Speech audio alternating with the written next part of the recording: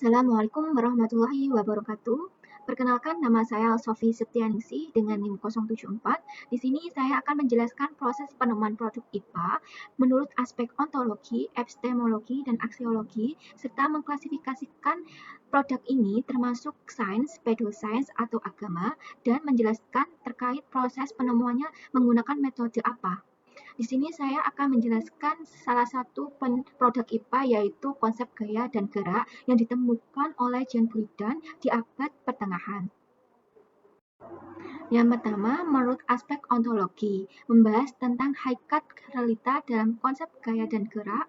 Teori Imtus yang dikembangkan oleh Jean Buridan menjelaskan bahwa gerak bukan sekedar akibat dari gaya eksternal yang terus bekerja, tetapi benda memiliki sifat bawaan atau imtus yang membuatnya tetap bergerak setelah diberikan dorongan awal.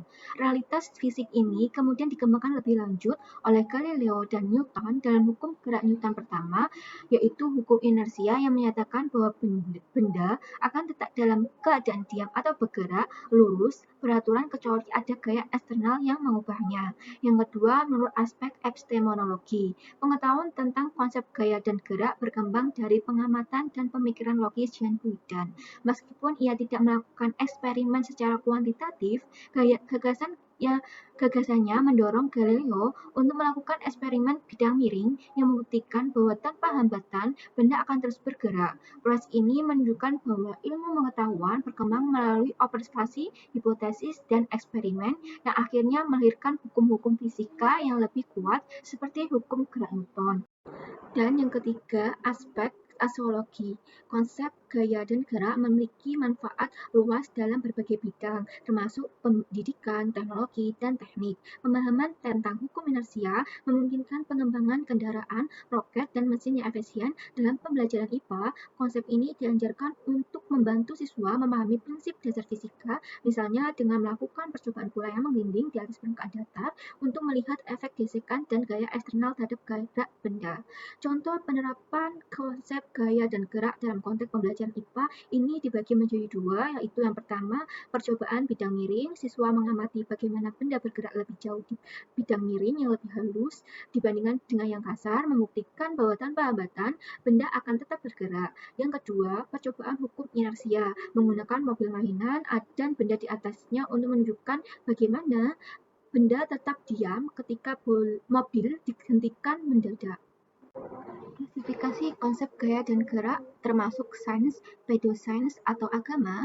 Produk IPA ini termasuk dalam sains karena berdasarkan observasi, analisis, dan eksperimen teori impuls yang dikembangkan Jean Buridan menjadi dasar bagi Galileo dan Newton dalam merumuskan hukum gerak yang kemudian terbukti secara empiris dan dapat diuji ulang dalam berbagai kondisi. Metode yang digunakan produk IPA ini yaitu metode ilmiah. Alasannya yaitu yang pertama, melibatkan pengamatan dan eksperimen. Memang, Joy Buridan mengembangkan teori impuls berdasarkan pemikiran logis atau deduktif, tetapi gagasannya belum diuji secara eksperimen. Kemudian, Galileo membuktikan gagasan ini melalui eksperimen bidang miring yang menunjukkan bahwa benda akan tetap bergerak tanpa perlu gaya terus-menerus. Dan Newton mengembangkan konsep ini lebih lanjut dengan menguji dan merumuskan hukum gerak Newton 1, yaitu hukum inersia secara matematis dan eksperimental. Yang kedua, menggunakan hipotesis yang diuji dengan data empiris. Galileo memulai dengan hipotesis bahwa benda akan terus bergerak jika tidak ada hambatan melalui pengujian dengan eksperimen. Kemudian Newton menyusun hukum gerak yang dapat diuji dalam berbagai kondisi dan terbukti benar dalam banyak percobaan. Dan yang terakhir, alasan mengapa produk IPA ini yaitu konsep gaya dan gerak menggunakan metode ilmiah, yaitu dapat direplikasikan dan berlaku universal. Contohnya, eksperimen Galileo dan Newton dapat diulang oleh ilmuwan lain dengan gaya yang sama. Kemudian hukum gerak Newton pertama berlaku di semua sistem fisik, yaitu tidak dipengaruhi gaya eksternal dari gerak bola di permukaan tanah hingga gerak planet di luar angkasa. Nah, cukup sekian dari penjelasan saya. Sebelum saya tutup, saya punya pantun nih. Tetangga baru namanya Maman, punya anak namanya Dadan. Mohon maaf jika ada kekurangan, jika ada lebihnya tak usah dikembalikan. Saya akhiri, wassalamualaikum warahmatullahi wabarakatuh.